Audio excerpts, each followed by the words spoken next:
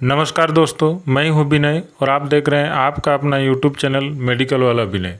दोस्तों, आज की वीडियो में हम यूरिन से संबंधित कुछ प्रॉब्लम्स के बारे में बात करने वाले हैं, जैसे कि पोलीयूरिया, जिसमें किसी को बार बार पेशाब करने जाना पड़ता है। तो ऐसा क्यों होता है और डॉक्टर इसमें कौन कौन से मेडिसिन देते हैं, आज की इस वीडियो में हम इसी के बारे में बात करने वाले हैं। हाँ तो दोस्तों, सबसे पहले बात करते हैं if there is burning sensation, fever और चिल्स। यदि आपको बार बार पेशाब करने के लिए जाना पड़ता है और पेशाब करते समय आपको जलन होती है और साथ में बुखार या फिर ठंड भी लगती है, तो ये सभी यूटीआई यानी कि यूरिनरी ट्रैक्ट इन्फेक्शन के सिम्टम्स हो सकते हैं। यानी कि आपको इन्फेक्शन हो चुका है, तो ऐसी स्थिति में डॉक्टर कौन सी मेडिसिन देते हैं उसके बारे में हम जान लेते हैं।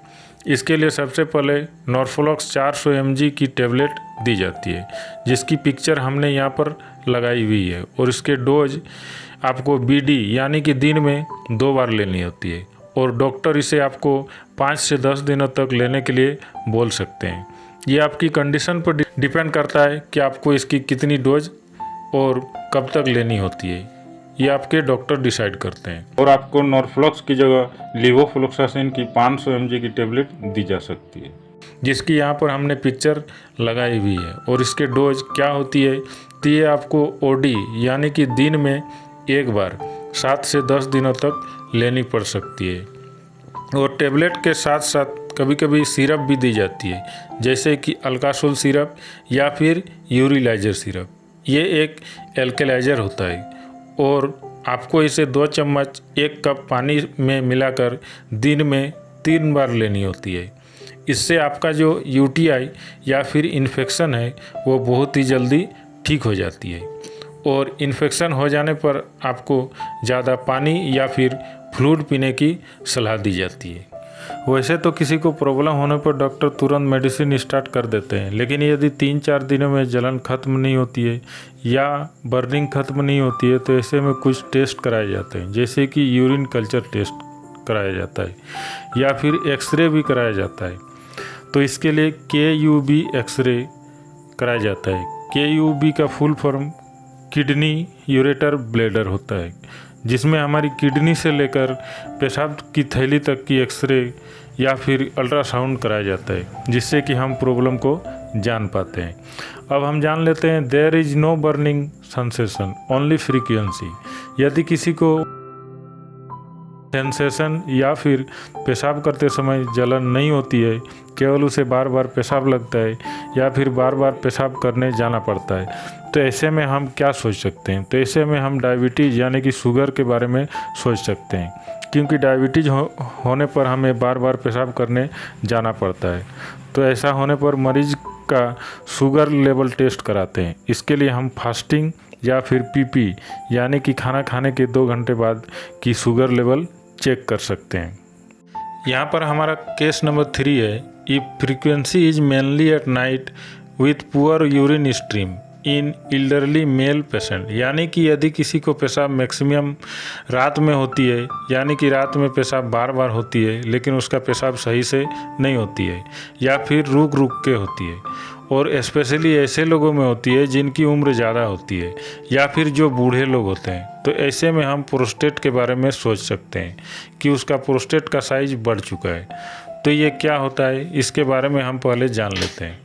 देखिए, ये हमारी पेशाब की थैली है और नीचे ये हमारी पेशाब की नली है, जहाँ से हम पेशाब करते हैं। इस पेशाब की नली के दोनों तरफ एक ग्लैंड पाया जाता है, जिसे कि हम प्रोस्टेट ग्लैंड कहते हैं। लेकिन आप देख पा रहे हैं कि इस पिक्चर में प्रोस्टेट ग्लैंड का साइज बढ़ चुका है। तो कभी कभी जो बूढ़े लोग होते हैं या फिर जिनकी एज ज़्यादा होती है, तो उनमें इनका साइज बढ़ जाता है, जिससे ये ग्लैंड इस नली पर दबाव डालती है, जिससे हमें पेशाब सही से नहीं होती है या फिर पेशाब वापस से इसी थैली में चला जाता है, जिससे पेशाब बूंद बूंद करके होता है, और ऐसे मरीज को बार बार पेशाब करने जाना पड़ता है, और ऐसे में पेशाब तब भी नहीं होता है या फिर रुक रुक के होता है। तो इसे हम कहते हैं इनलार्ज प्रोस्टेट, जिसमें प्रोस्टेट ग्लैंड का साइज बढ़ जाता है। और ऐसे में यूरिमैक्स सॉल्ट नेम है सुलोसिन। तो ये टेबलेट रात में खाना खाने से पहले दी जाती है और इसी के साथ में अल्कासोल या यूरिलाइजर सिरप भी दिया जाता है जो कि 2 चम्मच 1 कप पानी में मिलाकर लेनी होती है। इससे मरीज को काफ़ी आराम मिलता है। और इसके लिए एक आयुर्वेदिक मेडिसिन का भी इस्तेमाल किया जाता है जो कि इसमें बहुत अच्छा काम करता है, जिसका नाम है हिमप्लेसिया, जो कि हिमालय कंपनी द्वारा बनाया जाता है। इसकी एक टेबलेट दिन में 2 बार लेनी होती है। अब यहाँ पर हम कुछ ऐसे केसेस के बारे में बात कर लेते हैं जिनके बारे में आपको पता होना चाहिए या फिर आप जान सकते हैं कि उन्हें क्या प्रॉब्लम हो चुकी है।